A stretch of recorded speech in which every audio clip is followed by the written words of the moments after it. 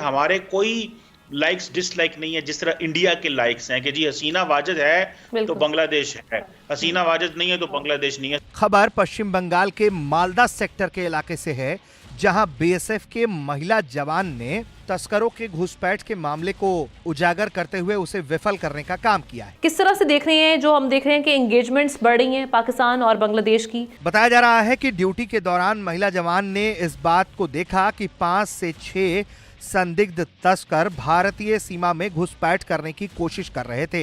India ने अपनी BSF के साथ एक ऑपरेशन लॉन्च किया है, उसको बोलते हैं ऑपरेशन अलर्ट, जिसपे बॉर्डर सिक्योरिटी को बढ़ाने की इंडिया बात कर रहा है। इसको हम देख रहे हैं कि इंटरनेशनल मीडिया भी इस खबर को हाईलाइट कर रहा है। इंडिया इतनी आसानी से अपने हाथ से बांग्लादेश को जाने नहीं देगा। क्या सिचुएशन है इस वक्त हिंदुस्तान का, और सेक्युलरिज्म जो नेहरू और गांधी का इतना बड़ा क्लेम था, उसकी क्या हालत है आज? छोड़ दो भाई, उसका वो जाने, उसके काम जाने। बात ये है कि जब अंदर ये आग लगाएंगे, ये जो कागजी शेर जो आपने बना रखे हैं, इनको भी थोड़ा सा इनको कंट्रोल करें। हसीना वाजिद के आउटसर के बाद इस वक्त पाकिस्तान और बांग्लादेश यानी इस्लामाबाद और ढाका करीब आ रहे हैं। जो कुछ वहाँ ड्रामा सीन चल रहा है, इससे बांग्लादेश को नुकसान होगा।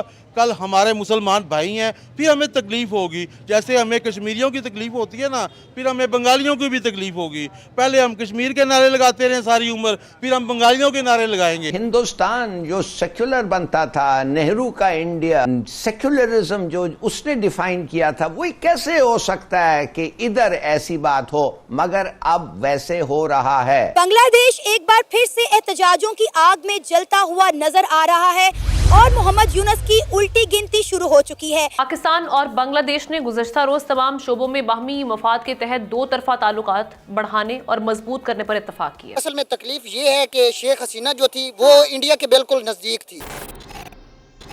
नमस्कार, जय हिंद दोस्तों, भारत और बांग्लादेश बॉर्डर पर एक बहुत बड़ी डेवलपमेंट देखने को मिली है। दरअसल भारत बांग्लादेश बॉर्डर पर 5 से 6 आतंकवादी भारत की सीमा में घुसने की कोशिश कर रहे थे, लेकिन भारतीय महिला कमांडो को जैसी घुसपैठियों के बारे में पता चला तो उन पर ताबड़तोड़ गोलियां दाग दी, जिसकी वजह से सभी घुसपैठिए दुम दबाकर बांग्लादेश की तरफ भाग गए। दोस्तों, इस समय भारत बांग्लादेश बॉर्डर पर दोनों देशों के बीच स्थिति को खराब करने के लिए पाक आईएसआई पूरी कोशिश कर रही है और इसके बीच उनका मकसद भारत और बांग्लादेश के रिश्तों को पूरी तरह खराब करके खुद की तरह बांग्लादेश को भी भारत का कट्टर दुश्मन बनाने की है, जिससे बांग्लादेश भी पाकिस्तान की तरह खुलकर भारत के खिलाफ हथियार और अपनी सेना डिप्लॉय कर सके। दरअसल पिछले कुछ दशक से बांग्लादेश के हालात देखे जाएं तो बांग्लादेश के अंदर शेख हसीना की सरकार रही है और उनकी सरकार रहते हुए किसी भी पाकिस्तानी कट्टरपंथियों को बांग्लादेश के अंदर घुसने नहीं दिया जाता था। साथ ही साथ जो बांग्लादेश के अंदर कट्टरपंथी थे और जो भारत के खिलाफ जहर उगलते थे, उनको भी शेख हसीना ने जेल में डलवा दिया था। लेकिन अब जब से मोहम्मद यूनुस की सरकार आई है, तब से बांग्लादेश पूरी तरह बदल चुका है। हालात यहाँ तक आ चुके हैं कि अब तो बांग्लादेश के अंदर जिन्ना की बरसी तक मनाई जाने लगी है। बांग्लादेश और इंडिया की टसल्स तो हमें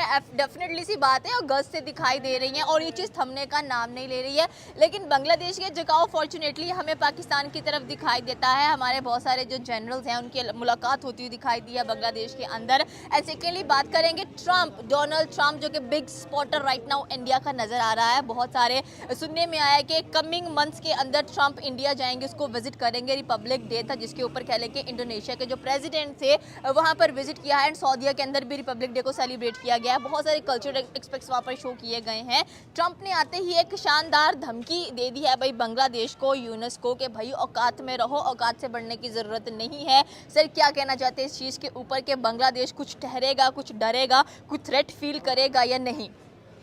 देखिए, बांग्लादेश के सर पे किसी का हाथ है, इसीलिए बांग्लादेश ना खुदकियाँ मार रहा है। हालांकि इंडिया से बेहतर उसका दोस्त कोई भी नहीं है, ठीक है ना। 50 साल से हिंदुस्तान ने उसको संभाला है, सपोर्ट किया और अभी तक कर रहा है।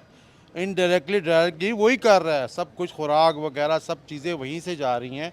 मगर इंडिया ने बिल्कुल उसके साथ तल्लुकात ख़त्म नहीं किए। ये जो धमकी दी है ना ट्रंप ने, ये हमारी वजह, पाकिस्तानियों की वजह से दी है कि ये जो दोस्तियाँ बढ़ा रहे हैं, को खिचड़ी नहीं पकाने की कोशिश कर रहे हैं। तो उन्होंने हमें एक मैसेज दिया कि इंसान बनो, कोई हालात ऐसे नहीं है, आप अपने काम से काम रखो। डायरेक्ट तो वो हमें नहीं कह सकता था। तो लिहाजा अब कुछ समझ नहीं आ रही इस खिते में क्या चल रहा है, क्या गेम हो रही है, मगर बंगाली लोग इस्तेमाल हो रहे हैं।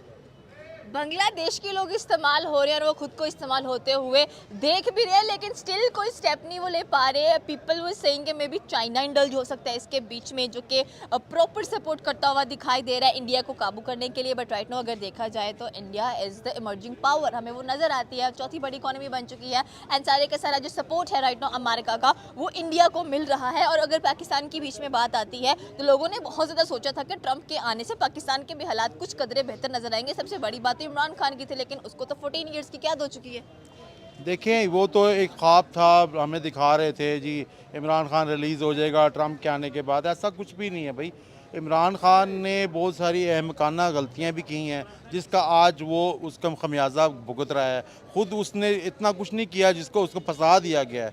इमरान खान को उसके अपनों ने फंसाया है। वो अपने उसके MNA MPA नहीं चाहते कि ये बाहर आ जाए और ये जो है ना हुकूमत कर ले, वो नहीं चाहते।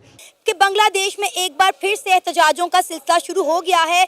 जो अवामी लीग है, जो शेख हसीना वाजिद की जमात थी, वो एक बार फिर से एक्टिव हो गई है और उन्होंने आते ही जो है तहलका मचा दिया है और मोहम्मद यूनुस से उन्होंने इस्तीफा मांग लिया। बड़े सख्त एलिगेशन लगाए गए हैं मोहम्मद यूनुस पर। मैम, जो यूनुस है, मोहम्मद यूनुस है, उसकी अब गवर्नमेंट आ गई है। वो जब तक इलेक्शन नहीं होते वो उनका वज़ीर आज़म है और वो मौजूद रहेगा। उसकी जो मेन जिम्मेदारी है वो इलेक्शन की तरफ लेके जाना।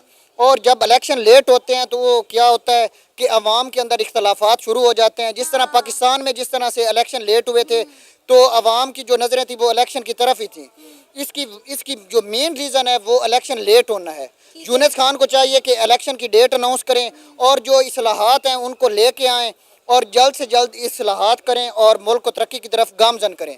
सर, तरक्की की तरफ तो मुल्क नहीं जा रहा ना। देखिए, शेख हसीना वाजिद का तख्ता पलटे कोई 6 से 7 महीने हो गए हैं।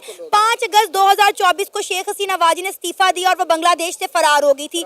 लेकिन आज तक देखिए बांग्लादेश में हालात नॉर्मल नहीं हो पा रहे। जो अवामी लीग है उसने बड़े सख्त एलिगेशन लगाए हैं मोहम्मद यूनुस के ऊपर। उन्होंने कहा कि पहले तो मुल्क में लॉ एंड ऑर्डर की सूरत हाल इन्होंने ख़राब की, महंगाई अरूज पर चली गई। फिर उन्होंने कहा कि मोहम्मद यूनुस ने करप्शन बड़ी की है और बांग्लादेश के अंदर रहने वाली जो माइनॉरिटीज़ हैं उनको टारगेट किया जा रहा है। तमाम टेक्सटाइल इंडस्ट्री जो है वो मोहम्मद यूनुस की वजह से तबाह बर्बाद हो गई है। मतलब बांग्लादेश में जो कुछ हो रहा है उसका मलबा मोहम्मद यूनुस पर डाल दिया गया। मैम, ये बिल्कुल गलत कर रहे हैं। मोहम्मद यूनुस जो है वो एक नोबल इनाम याफ्ता है। आपको पता होना चाहिए कि वो ईमानदार शख्स है। उसके जो ताल्लुकात हैं वो रिलेशन पाकिस्तान के साथ भी अच्छे ही हैं और जो शेख हसीना के जो हामी हैं वो इतने ज़्यादा नहीं हैं। आपको पता होना चाहिए कि वहाँ की जो 90% अवाम है वो मोहम्मद यूनुस के साथ ही है। अगर वो उसको लेके आते हैं तो वो उसके साथ हैं। अब उनका जो एहतजाज आजकल शुरू हुआ है, जो मेन एहतजाज है वो उनके रेलवे मुलाजमीन है।